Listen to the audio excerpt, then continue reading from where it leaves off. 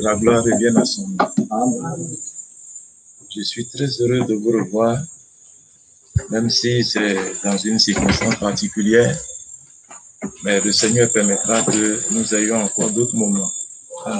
Que Dieu vous bénisse et qu'il bénisse ses serviteurs pour cette œuvre qui continue d'être faite ici et pour sa grâce merveilleuse qu'il déploie pour chacun de nous.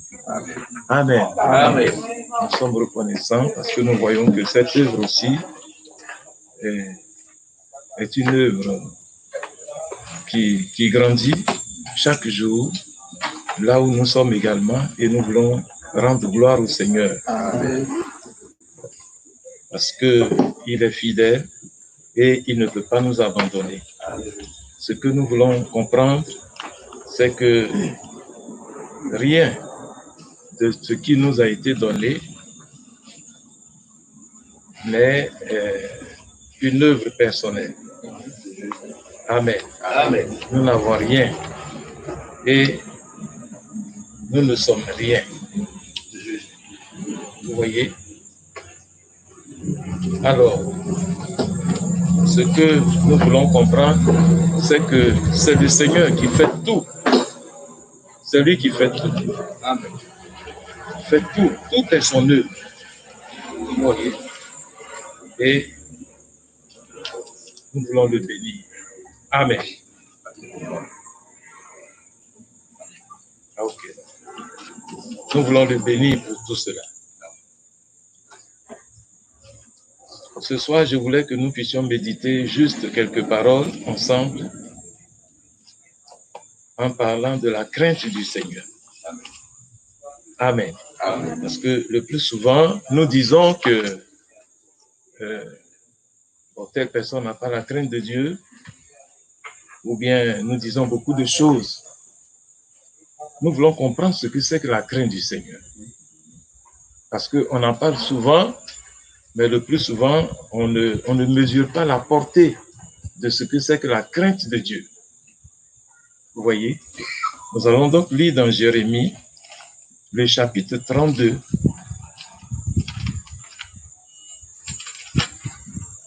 À partir du verset 37 jusqu'au verset 42. Nous allons aller rapidement. Jérémie 32, à partir du verset 37. Voici, je les rassemblerai de tous les pays où je les ai chassés dans ma colère, dans ma fureur et dans ma grande irritation. Je les ramènerai dans ce lieu et je les y ferai habiter en sécurité. Ils seront mon peuple et je serai leur Dieu. Je leur donnerai un même cœur. Alléluia. Amen. Ça nous remplit de joie, ça. Amen. Parce que si c'est nous-mêmes qui devions fabriquer un nouveau cœur, personne n'y arriverait. Vous voyez?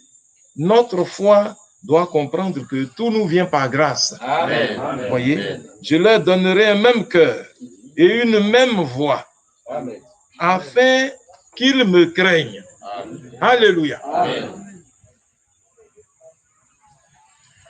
Voyez, qu'ils me craignent pour un temps, non, toujours.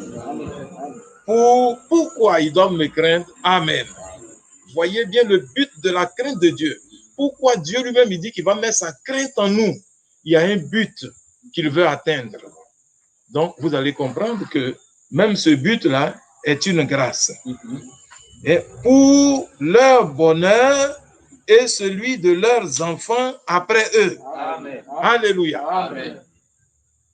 Donc, ce n'est pas par les jeûnes et prières que le bonheur vient, que nos enfants sont bénis, mais c'est quand la crainte de Dieu vient dans nos cœurs et donc nous comprenons que ce soir, c'est ce que je voulais que nous puissions comprendre. La crainte de l'Éternel est une promesse remplie de richesses. Alléluia.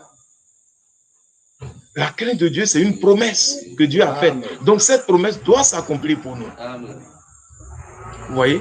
Toutes les promesses que Dieu a faites vont s'accomplir. Vous voyez? Je traiterai avec eux une alliance éternelle. Je ne me détournerai plus d'eux. Je leur ferai du bien. Amen. Alléluia. Amen. Mais ça doit vous remplir de joie. Amen. Vous devez crier Amen, Alléluia. Amen. Parce que Dieu veut vous remplir de faire du bien. Amen. Amen. Vous voyez? Amen. Amen. Oh Seigneur. Amen. Et je mettrai ma crainte dans leur cœur, Amen. afin qu'ils ne s'éloignent pas de moi. Amen. Amen. Amen. Dieu soit béni. Amen. Je prendrai plaisir à leur faire du bien Amen. et je les planterai véritablement dans ce pays. Amen. De tout mon cœur, c'est Dieu qui parle, hein? Il dit, il nous plantera de tout son cœur et de toute mon âme. Amen. Car ainsi parle l'Éternel, de même, alléluia, Amen. de même que j'ai fait venir sur ce peuple tous ces grands malheurs, de même, je ferai venir sur eux tout le bien que je leur promets. Amen. Amen. Amen. Que la gloire revienne au Seigneur. Amen. Oh, il est merveilleux. C'est quelqu'un qui aime qui peut faire ça. Amen. Amen. Vous voyez, c'est ce qu'il disait d'Israël et la même bénédiction, vous voyez, rejaillit sur nous. Parce que dans le livre de Galates chapitre 3, le verset 9, il dit que ceux qui croient sont bénis avec Abraham le croyant. Amen. Les bénédictions que Dieu a données à Abraham rejaillissent sur la postérité d'Abraham. Amen. Amen. Amen. Et nous voyons donc que, vous voyez, la crainte de l'Éternel, c'est une promesse que Dieu nous a faite et cette promesse doit s'accomplir. Vous voyez? Donc, dans Ésaïe chapitre 8, le verset 12 à 13,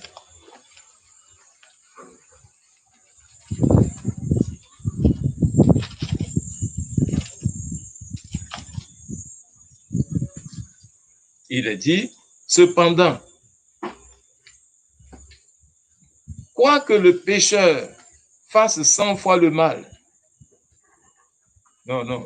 j'ai dit Ésaïe chapitre 8, verset 12 à 13. N'appelez pas conjuration tout ce que ce peuple appelle conjuration. Ne craignez pas ce qu'il craint et ne soyez pas effrayés.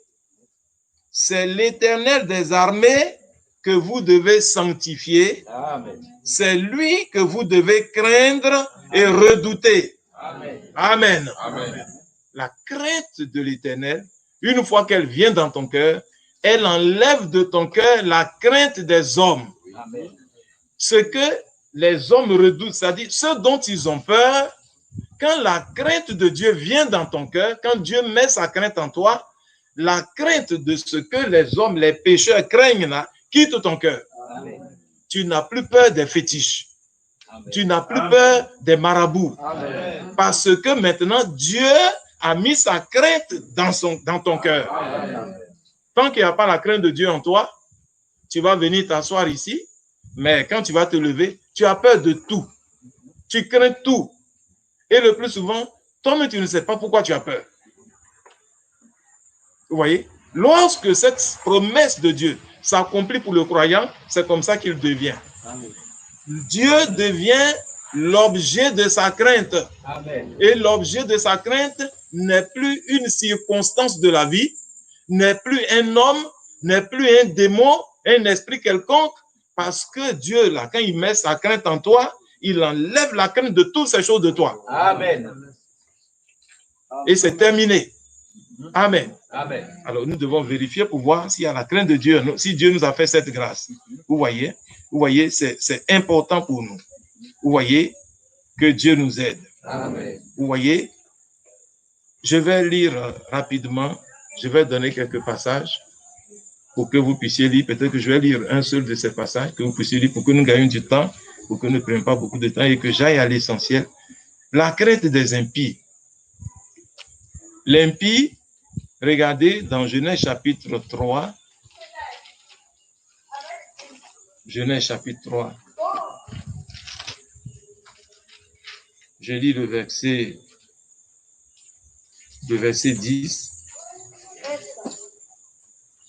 Mais l'Éternel Dieu appela l'homme et lui dit, « Où es-tu » Et il répondit, « J'ai entendu ta voix dans le jardin et j'ai eu peur, parce que je suis nu et je me suis caché. » Amen. Amen.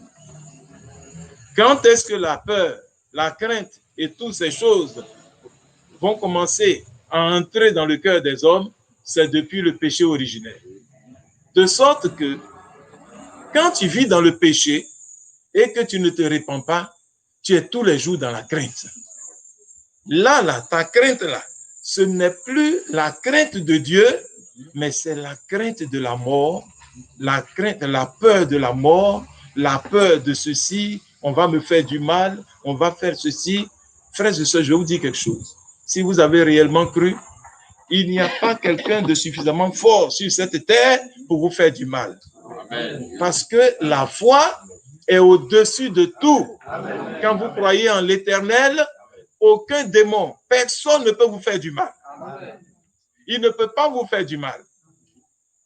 Le jour où j'ai lu que William Branham a dit qu'une fois que vous avez la vraie rédemption, alors même votre mort là, c'est si vous la voulez que vous l'aurez. Au départ, j'étais scandalisé, mais le Seigneur m'a fait la grâce de comprendre le niveau de foi où nous devons nous hisser. Il y en a qui sont assis, qui ont peur de la mort, ils ont peur de dormir. S'ils dorment, ils vont mourir. Ou bien ils ont vu quelqu'un mourir d'une maladie, ils ont quelques symptômes de quelque chose, et puis ils commencent à craindre, ils commencent à avoir peur. Tout ça, l'origine de toutes ces choses, c'est le péché. Amen.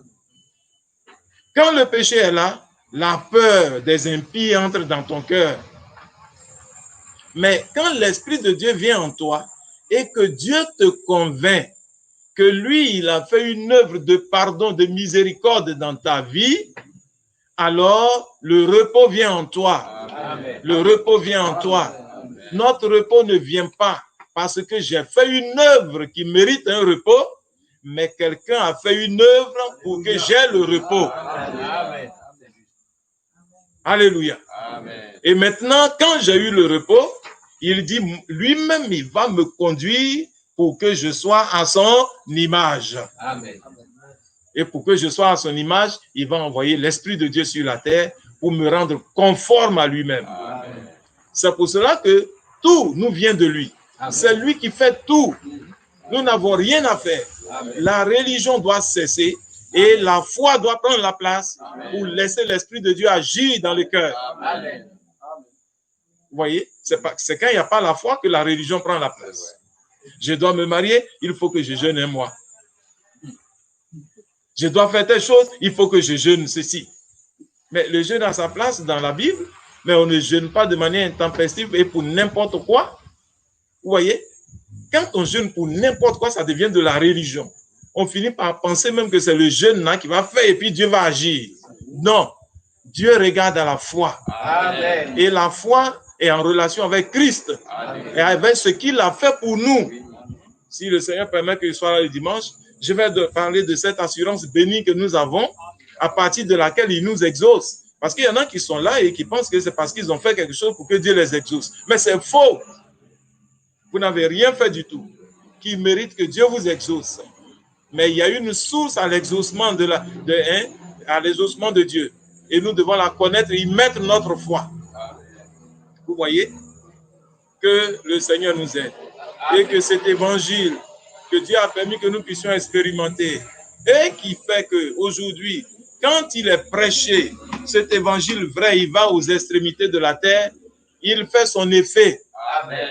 Vous voyez, j'ai vu de mes yeux des fabricateurs de protection mystique se donner au Seigneur dans les villages les plus reculés où je vais évangéliser, reconnaissant la puissance de Dieu, alors que personne ne me dise que cette puissance-là n'existe pas. Elle existe. Amen. Et elle est pour nous. Vous voyez? Et nous devons la saisir. Et ça va venir comment? Par la crainte de Dieu. Amen.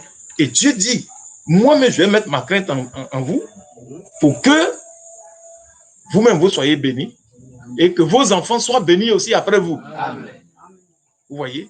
Et que Avant, il a pris du mal à faire du mal à Israël. Il a pris du plaisir à faire du mal à Israël qui s'était détourné de lui. Maintenant, il va prendre plaisir à leur faire du bien. Amen. Et cette même promesse, c'est pour nous. Amen. Vous voyez? Elle va s'accomplir pour chacun de nous. Amen. Que Dieu nous aide. Amen. Donc, la crainte des impies, nous ne devons pas l'avoir. Admettre notre peur, craindre les hommes. Il y a des gens qui s'amusent à se faire craindre. Non, mais c'est parce qu'ils n'ont pas la foi. Quand tu n'as pas la foi, tu veux utiliser des manières pour intimider les gens pour qu'ils te craignent. Voilà. On n'a pas à se craindre les uns les autres. On a à s'aimer. C'est ce que le Seigneur nous a donné. On a à s'aimer et à se respecter. D'ailleurs, vous allez voir tout à l'heure que quand quelqu'un n'a pas la crainte de Dieu, il ne respecte pas les autres. Vous voyez? Et il pense que c'est parce qu'il a du caractère. Mais ça, c'est un caractère païen. Vous voyez? Alors, vous voyez, quand tu découvres qu'il n'y a pas la crainte de Dieu en toi, alors qu'est-ce que tu dois faire? Psaume 86, le verset 11. Nous devons être honnêtes, frères et sœurs, et reconnaître. S'il n'y a pas la crainte de Dieu en nous, tout à l'heure, on va voir ce que c'est. Hein? S'il n'y a pas la crainte de Dieu, on reconnaît simplement que, ah Seigneur, il n'y a pas ta crainte en moi. Viens m'aider. Amen. Psaume 86, verset 11. Enseigne-moi tes voies, ô Éternel. Je marcherai dans ta fidélité. Dispose mon cœur à la crainte de ton nom. Amen. Si je n'ai pas la crainte, je dois aller prier Dieu et lui demander. Ah, nous venons de voir que la crainte de l'Éternel, c'est une promesse qu'il nous a faite. Amen. Et chaque promesse qu'il nous a faite doit s'accomplir. Amen. Maintenant, je vois que je n'ai pas encore la crainte de Dieu en moi. Oh, c'est une promesse qui doit s'accomplir. Alors, qu'est-ce que je fais? Je vais lui demander qu'il n'y a pas la chose en moi, mais c'est en moi. Et c'est ce que David fait ici. Mets ta crainte en moi. Vous voyez, pour que je craigne ton nom, dispose mon cœur à la crainte de ton nom. Amen. Amen. Et il va nous dire ce que c'est que la crainte de Dieu. Dans Proverbes chapitre 1, le verset 7, il dit, la crainte de l'Éternel est le commencement de la sagesse, de la science. Les insensés méprisent la sagesse et l'instruction. Amen. Amen. Donc, la crainte de l'Éternel, c'est le commencement de la sagesse. Vous voyez, quand quelqu'un commence à devenir sage, par quoi on va remarquer? Il y a la crainte de l'Éternel en lui. Amen. Dieu met sa crainte en lui. Mais l'insensé, lui, il méprise cette sagesse-là et il méprise l'instruction. L'insensé ne veut pas qu'on l'instruise. L'insensé n'aime pas la sagesse de Dieu. Il aime la sagesse du monde. Il y a trop de sagesse du monde dans le message là maintenant. Et il faut dégager tout ça. Amen. Il faut dégager la sagesse du monde, du message, et revenir à la sagesse de Dieu. C'est-à-dire le Saint-Esprit de Dieu. Amen. C'est lui qu'on appelle la sagesse de Dieu. Amen. Amen. Vous voyez? Donc, voilà ce qu'il dit. Et toujours dans le livre de Proverbes, donc, on dit que la crainte de l'Éternel, c'est le commencement de la sagesse. Et maintenant, il va nous dire encore, il va donner des précisions dans Proverbes chapitre 8. Proverbes chapitre 8, le verset 13, que nous connaissons très bien. La crainte de l'Éternel, c'est la haine du mal. Amen. Amen. Amen. Donc, la crainte de Dieu, là, quand elle vient dans ton cœur, elle te fait haïr le mal. Voilà. Tu détestes le mal. Tu hais le mal. Tu n'aimes plus le mal. Et maintenant, Dieu va nous dire ce que lui, Dieu, il appelle mal. Amen. Il va nous dire ce qu'il appelle mal. C'est la haine du mal. L'arrogance et l'orgueil, la voix du mal. Amen. Amen. Et la bouche perverse. Voilà ce que je hais. Donc, voici ce que Dieu appelle le mal, c'est-à-dire l'arrogance, l'orgueil et la bouche perverse. Dieu dit que quand quelqu'un n'a pas sa crainte dans son cœur, il est arrogant, il est orgueilleux et sa bouche il est perverse. Sa bouche il dit n'importe quoi. De la même bouche qui loue Dieu sortent toutes sortes d'insanités, de désordre, de haine, de péché, de perversion et de toutes sortes de choses. Il dit voilà ce que j'appelle mal. L'orgueil et l'arrogance et la bouche perverse. Il dit c'est ça. Vous voyez, c'est ça que lui, Dieu, il appelle mal. Vous voyez, et il ne veut pas que ces choses-là soient dans notre vie. Vous voyez, et nous devons le comprendre. Nous devons le comprendre parfaitement. Et nous connaissons maintenant ce que c'est que la voie de l'Éternel, ce que l'Éternel appelle le mal. Parce qu'on a dit que la crainte de Dieu, la crainte de l'Éternel, c'est la haine du mal. Donc, ça dit que tu dois commencer à haïr maintenant. Tu dois prier Dieu. Seigneur, enlève l'arrogance de moi. Voyez, enlève l'orgueil de moi. Enlève la perversion de ma bouche. Aide-moi. Si ces choses sont en toi, alors c'est la source de tout le mal. Parce que ce sont ces choses-là qui vont développer tout le mal en toi. Et tu demandes au Seigneur de t'enlever cela. Vous savez, frères et sœurs, vous savez que la débauche, par exemple, la source de tous les péchés, c'est l'orgueil. La débauche, c'est l'orgueil qui pousse à la débauche. Vous voyez? Et à la perversion et à ces choses-là. Quand tu commences à penser que tu es suffisamment beau, suffisamment belle et que tu n'es pas n'importe qui et tout, alors tu commences à chercher à attirer l'attention des gens et à faire beaucoup de choses. C'est l'orgueil. Et la source de tout le mal, c'est cela. Vous voyez? Et Dieu est cela et il dit qu'il peut enlever cela de nous. Amen. Et mettre sa crainte en nous pour que nous puissions être bénis. C'est pour cela qu'il a dit dans Romains chapitre 8, le verset 15, Romains chapitre 8, le verset 15, et vous n'avez point reçu un esprit de servitude pour être encore dans la crainte, mais vous avez reçu un esprit d'adoption. Amen. Par lequel nous crions Abba, Père. Amen. Amen. Quand nous avons cru, nous recevons maintenant l'esprit d'adoption. Amen. Amen. Vous voyez, l'esprit d'adoption, c'est cet esprit qui fait de nous des fils de Dieu. Amen. Et qui enlève de nos cœurs, vous voyez, la crainte des hommes, mais qui met la crainte de Dieu en nous. Vous voyez, il nous adopte comme ses fils, il nous donne son esprit. Et à partir de son esprit qu'il nous a donné, alors l'arrogance, l'orgueil, la perversion et toutes ces choses vont quitter nos cœurs. Rappelez-vous que ce sont des promesses qu'il a faites. Amen. Et que lui seul peut le faire. Amen. Vous voyez, si vous êtes assis en de bavarder les uns contre les autres, dit que celui-là a fait ça, celui-là a fait ça, là, ça ne changera personne.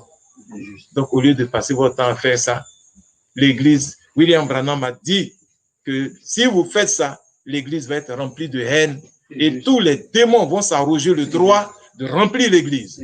Et vous allez vous entre-déchirer, vous détruire, vous tous. Alors, si nous savons que nous ne pouvons pas changer quelqu'un et qu'il y a quelqu'un qui peut nous changer, nous devons prier pour nous adresser à cette personne. C'est pour cela que l'église a besoin de prière. L'église a besoin de comprendre l'évangile d'abord avant de prier. Amen. Parce que quand tu ne comprends pas l'évangile, tu fais même la prière, même là, tu penses à beaucoup de choses.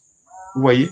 Mais quand tu as compris l'évangile, la première chose, l'une des premières choses que tu vas faire, tu ne regardes plus un frère dans la chair. Amen. Jamais. L'apôtre Paul a dit, nous ne connaissons plus personne dans la chair. Amen. Vous voyez? Quand tu regardes un frère, quels que soient les problèmes par lesquels il passe, tu comprends. Ta foi te dit, j'ai confiance en l'Éternel, que l'Éternel peut l'aider. Amen. Amen. Si vous avez compris ça, vous allez fermer votre bouche et votre bouche ne proférera plus de la perversion pour détruire les gens. Parce que la crainte de l'Éternel va venir dans votre cœur. Amen. Et vous allez, votre bouche va maintenant aider Amen. à bénir Amen. et à aider à avancer Amen. au lieu de détruire. Amen. Arrêtez de vous détruire les uns les autres. Amen. La maison de Dieu est une maison d'amour. Amen. Sur les 600 et quelques commandements que Dieu a donnés, à un moment donné, il a annulé tout et puis il nous a montré, il nous a dit qu'il va résumer ça par 2. Et que si tu réussis à observer les 2 là, tu as observé toute la loi. Amen. 2, il nous a donné, même pas 600, 2 là, on ne peut pas observer ça. Vous arrivez dans les églises, dans toutes les églises, des spiritualités fabriquées, des choses fabriquées qui n'ont rien à voir avec Dieu. Et on est assis dedans et on pense que l'enlèvement va venir, on va partir. On est en train de crier, frère Franck a dit, frère Branham a dit, frère Franck a dit, frère Franck a dit. Et non, si quelqu'un parle mal de Franck, je vais le frapper. Si je vais, c'est ça là qui va t'emmener au ciel. Que la crainte de Dieu vienne dans nos cœurs. Amen. Si tu n'as pas la crainte de Dieu, tout le reste là, c'est 0. C'est 0. Tu vas te promener avec toutes les brochures, toutes les lettres circulaires. Et puis après, tu vas être jeté dehors. Sans ménagement. Tu n'aimes pas ton frère et puis c'est dans quel ciel tu vas aller. Hein? Que Dieu nous aide. Nous n'avons pas reçu un esprit de servitude. L'esprit que Dieu nous a donné n'est pas un esprit d'esclavage. Mais c'est un esprit d'adoption. Oh, que Dieu permette que nous puissions parler de l'esprit d'adoption. L'esprit par lequel Dieu a fait de nous des fils de Dieu. Il dit que quand tu as cet esprit, tu n'es plus dans la crainte. Hein? Tu ne crains plus les hommes. Mais tu peux crier maintenant, appeler Dieu mon Père. Tu dis, Abba, Père. Amen. Parce que c'est ton Père. Amen. Amen. Alors, quand tu es passé par tous ces mots, toutes ces choses et que Dieu t'a fait cette grâce, tu peux aller dans tous les villages de sorciers, de marabouts, de toutes sortes de choses, parce que tu comptes sur une seule chose, sur la grâce de l'Éternel. Amen. Ah oui? Ah oui, sinon tu comptes sur quoi? Si tu n'as pas cette grâce-là en toi, il vaut mieux rester chez toi. Vous voyez? Amen. Donc, la crainte de l'Éternel, c'est cela. Amen. Vous voyez? Et il nous dit que maintenant, nous allons voir, quand tu as la crainte de Dieu, qu'est-ce que tu reçois? Qu'est-ce que Dieu te donne? Il a dit, il va nous bénir. Mais nous allons voir. Je vous ai dit qu'il y a des richesses dedans. Et les richesses spirituelles, tout à l'heure, nous allons voir la source des richesses et puis les richesses spirituelles. Donc, il dit, dans Proverbes chapitre 3, vous voyez, à partir du verset 13, Proverbes chapitre 3, quand tu crains Dieu, quand Dieu met sa crainte en toi, là, voilà, écoutez très bien maintenant, à partir du verset 13, Proverbes chapitre 3. C'est pour ça que si tu manques de crainte de Dieu, là, il faut aller à genoux lui demander ça. Hein? Voilà. Et on dit que c'est le commencement de la sagesse. La crainte de Dieu, hein, c'est le commencement de la sagesse. C'est-à-dire, c'est la crainte de Dieu qu'on appelle la sagesse. Quand tu as la crainte de Dieu, on dit que tu es sage. C'est la crainte de Dieu, vous voyez, qu'on appelle la haine du mal. Et comme c'est la sagesse, voilà ce que Dieu dit. Proverbe 3, à partir du verset 13. Heureux l'homme qui a trouvé la sagesse. Amen. Amen. L'homme qui a trouvé la crainte de Dieu, là. Dieu dit, il est heureux. Et l'homme qui possède l'intelligence. Vous voyez, la crainte de Dieu vient avec l'intelligence aussi. Car le gain qu'elle procure est préférable à celui de l'argent. Quand il y a la crainte de Dieu en toi, il y a la sagesse en toi, là. Ça vaut mieux que l'argent. Vous voyez? Et le profit qu'on en tire vaut mieux que l'or. Voilà. Elle est plus précieuse que les perles. Elle a plus de valeur que tous les objets de prix. Voilà maintenant. Dans sa droite est une longue vie. Alléluia. Dans la droite de la crainte de Dieu se trouve une longue vie. Ça dit que quand Dieu met sa crainte en toi, tu vis longtemps. Amen. Amen. Amen. Amen. Ce n'est pas un vieux, parce qu'il a cheveux blancs, il crache sur ta tête et puis il dit il te bénit et puis tu vis longtemps. Non, non, non. Ce n'est pas l'adoration tout le temps des fétiches de tes parents qui vont faire, puis tu vas vivre longtemps. Parce qu'il y en a qui sont venus, mais qui continuent de penser comme ça. Ça veut dire qu'il n'y a pas la crainte de Dieu en eux. Vous voyez? Quand il n'y a pas la crainte de Dieu en toi, tu viens à l'église, mais tu as tes fétiches et tout ça caché, que tu t'en vas adorer après. Tu fais des choses bizarres. Et j'allais vous lire un passage, mais comme c'est la nuit, je vais arrêter bientôt pour que nous puissions. Mais vous voyez, dans la Bible aussi, il y a cet exemple-là. Des gens qui viennent tout le temps, mais ils n'ont rien abandonné. Parce qu'il n'y a pas la crainte de Dieu en eux. Tu n'abandonnes rien, mais tu es tout le temps à l'église. Tu joues des rôles. Tu fais tout. Et puis tu penses que parce que tu joues de rôle, tu fais telle chose, on te voit partout, tu organises mariage, tu es partout, on dit le frère là, et puis la sœur là, et puis c'est fini. Mais vous savez ce que Dieu a dit? Le Seigneur Jésus, un jour, on lui a posé question, il a dit, mais comment vous pouvez croire? Vous qui tirez votre gloire les uns des autres. Ça dit que quand tu es là, et puis la seule chose que tu cherches, c'est la gloire. Les frères rendent bon témoignage de moi. C'est que je suis bien. Lui, là, on rend mauvais témoignage de lui. Bon, c'est un faux type. Et puis, on se moque de lui. Quand tu es comme ça, là, Jésus dit que tu n'as pas la foi. Vous voyez ça? Oh, c'est ce qu'on fait. Oh, lui, là, moi, tout le monde connaît mon témoignage. Toi, tu as témoignage. Tu connais ce qu'on appelle témoignage? Ici, là, on ne parle pas de témoignage de quelqu'un, hein? Ici, là, nous parlons du témoignage de Jésus-Christ. Ton témoignage, regarde ça. Un seul va rendre témoignage de toi, c'est le Seigneur lui-même. Arrêtez de rendre les faux témoignages sur les gens. C'est ça qui empêche les gens d'aller au ciel. On rend des témoignages aux frères. Et puis souvent des faussetés. Hein? Arrêtons ça. La sœur, elle est bien.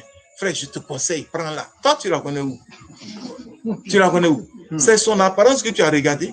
Mais celui qui la connaît là, c'est le Seigneur lui-même. Voilà. C'est pour ça que si tu veux te marier, va à genoux. Il ne faut pas écouter témoignage de quelqu'un. Quel témoignage? Témoignage fabriqué dans les églises là. Hein? Nous voulons rendre témoignage au Seigneur. Celui dont le témoignage est vrai. Lui, son témoignage, on ne peut pas fabriquer ça. Quelqu'un ne peut pas contredire ça. Il a dit à ses ennemis, vous voyez, qu'est-ce que vous trouvez en moi? Il n'y a pas un qui a parlé. C'est quand il est mort, ils ont commencé à... On dit que le jour où le Seigneur devait mourir, on a cherché les plus grands menteurs de la ville pour venir mentir sur lui. Et même quand ils sont venus, ils ont fini de mentir. Les gens même qui les ont cherchés ont dit non, votre mensonge là, ça ne va pas tenir. Parce que ce que vous dites là, c'est faux. C'est l'homme comme ça, on doit rendre témoignage de lui. Ton témoignage fabriqué là, on n'a qu'à dire quoi? Que Dieu nous aide. Amen. Allons chercher l'essentiel. Si nous ne sommes pas sages, il n'y a pas de honte à avoir. Mais on doit avoir honte de ne pas être sage. Mais on ne doit pas avoir honte pour ne pas aller dire à Dieu, je ne suis pas sage. Vous voyez, on doit aller lui dire, Seigneur, je ne suis pas sage. Il n'y a rien de bon en moi. Viens m'aider. Vous voyez, ta crainte là, c'est une promesse que tu as faite. Elle n'est pas en moi. Mets-la en moi. Mets-la en moi. Et il va te donner ça. Parce qu'il t'aime. Il t'aime. Un homme comme ça, il vaut mieux rendre témoignage de lui. Tu lui fais tout le mal et puis lui, il t'aime. Si tu te trompes pour me faire du mal 2 fois, toi, tu vas voir ce que je te fais. Parce que moi, je suis un homme. Mais lui, vous voyez. Oh, que la gloire lui revienne. Amen. Et que son nom soit béni. Quelqu'un comme ça, notre adoration, frères et sœurs, doit être plus profonde. Arrêtons le péché. Parce qu'il a vaincu le péché. Il nous a libérés totalement. Et nous sommes capables de vivre sa parole. C'est vrai, c'est vrai. Il peut délivrer. C'est la vérité. Frères et sœurs, vous voyez? Donc, vous voyez, dans sa droite, une longue vie. Vous voyez? Et c'est pour ça qu'on dit que bon, tu as des milliards, tu as des perles partout. Je suis allé à la veillée de mon petit frère hier. Mais moi-même, j'étais assis. Je pensais que le Saint-Esprit était revenu une deuxième fois encore sur moi. Quand il chante, mais ce n'est pas possible. Mais les boucles d'oreilles, les pantalons, les pantacourts, et puis tout là, on ne peut pas compter. Vous voyez?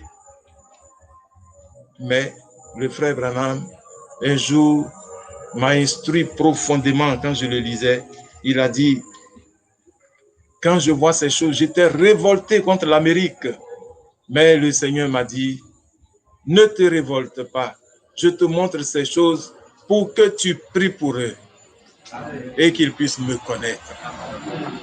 Vous voyez ça? Ne méprisez pas les gens.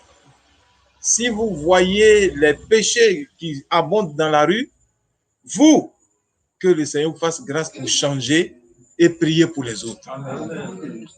Ne passez pas votre vie à condamner les gens, ça ne sert à rien. Voilà. Que Dieu nous aide. Amen. Vous voyez, dans sa droite, une longue vie, dans sa gauche, la richesse et la gloire. Amen. Amen.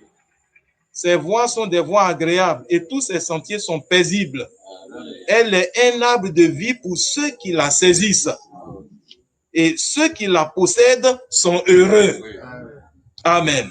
C'est par la sagesse que l'Éternel a fondé la terre. C'est par l'intelligence qu'il a affermi les cieux. Que Dieu soit béni. Amen. Oh, quand tu as la crainte de Dieu en toi, tu es heureux. Amen. Que la crainte de Dieu vienne dans vos cœurs. Et que vous soyez bénis et heureux. Vous voyez?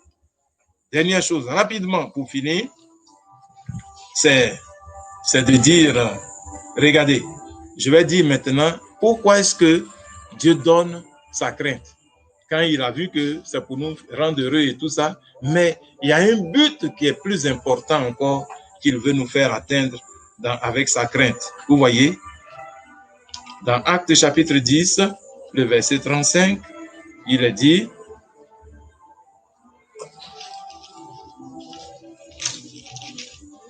Actes chapitre 10, le verset 35, il est dit, mais qu'en toute nation, celui qui le craint et pratique la justice, lui est agréable.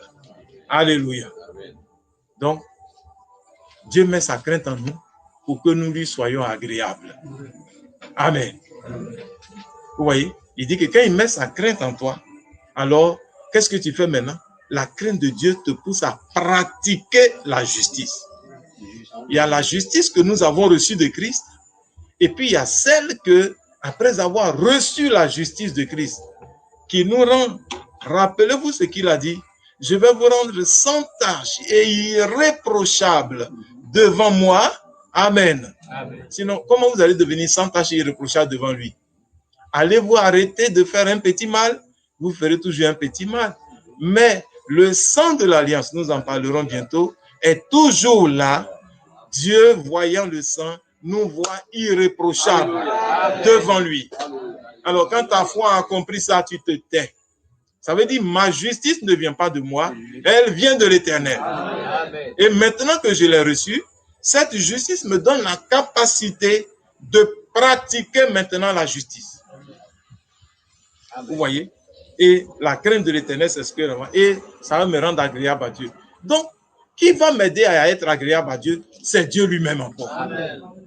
Ah, mais c'est pas merveilleux ça?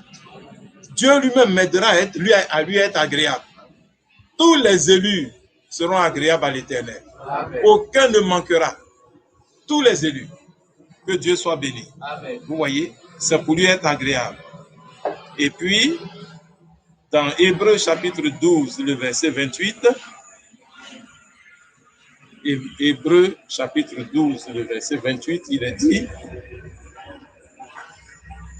c'est pourquoi, en recevant un royaume inébranlable, montrons notre reconnaissance en rendant à Dieu un culte qui lui soit agréable, avec piété et crainte. Et avec crainte. Vous voyez, ce qui est agréable à Dieu, c'est quand tu lui rends un culte avec piété et avec crainte. C'est-à-dire que quand il y a la crainte de Dieu en toi et que tu adores Dieu, vous voyez, Dieu est heureux. Vous voyez? Et donc, c'est pourquoi il nous a donné sa crainte pour le servir. La crainte de Dieu est là pour que nous puissions le servir. Amen.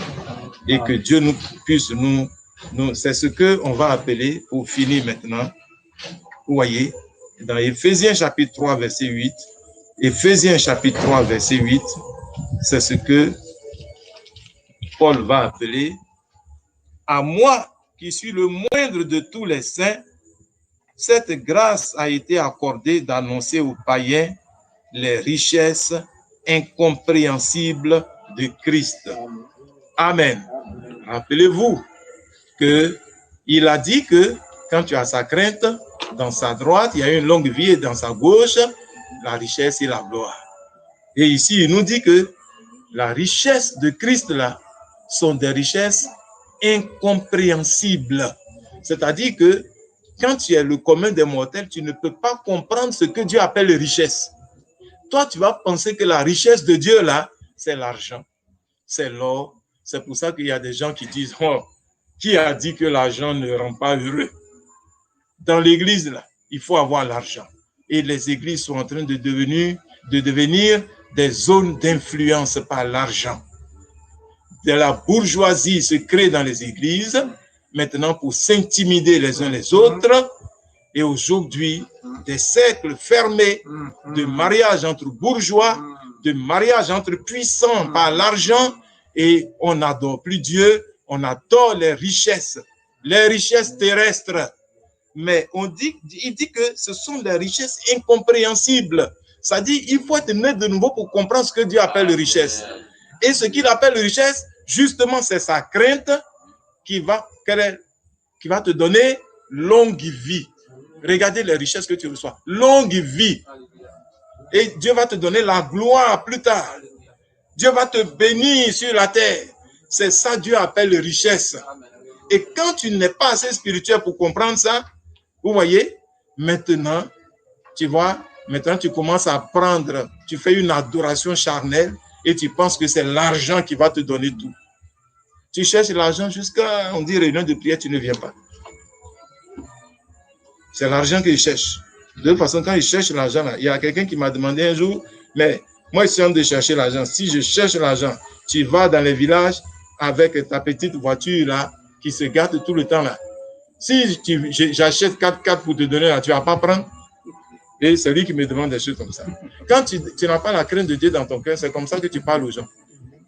Tu es arrogant. Tu fais n'importe quoi. J'ai dit que moi, je ne prends pas voiture de quelqu'un qui est arrogant. Tu vois? Tu prends voiture pour venir mépriser quelqu'un. Tu fais un cadeau. Regardez dans la Bible, il est écrit même que ce que ta main gauche fait, ta main droite ne doit pas savoir. Et puis toi, tu achètes voiture pour venir. Et puis on va dire, hey, c'est moi, j'ai donné la voiture au pasteur. Hein. Regardez ça. Moi, là, que Dieu m'en garde de prendre une telle chose d'une telle personne pour que l'œuvre de Dieu soit discréditée. Jamais de la vie. Vous voyez? Un arrogant. Vous voyez? Quelqu'un qui ne connaît pas Dieu. Mais il vaut mieux simplement prier pour lui. Que la gloire revienne à l'Éternel. Et que nous comprenions que les richesses que Dieu veut nous donner, il veut nous donner une longue vie. Il veut nous bénir dans tout ce que nous faisons. Il veut guérir nos maladies. Il nous a fait la promesse que si nous sommes malades, il nous guérira. Et c'est ça qu'il veut développer. Et c'est pour ça qu'il veut mettre sa crainte dans nos cœurs. Demandons-lui de mettre la crainte pour chacun de nous. Que Dieu vous bénisse. Amen.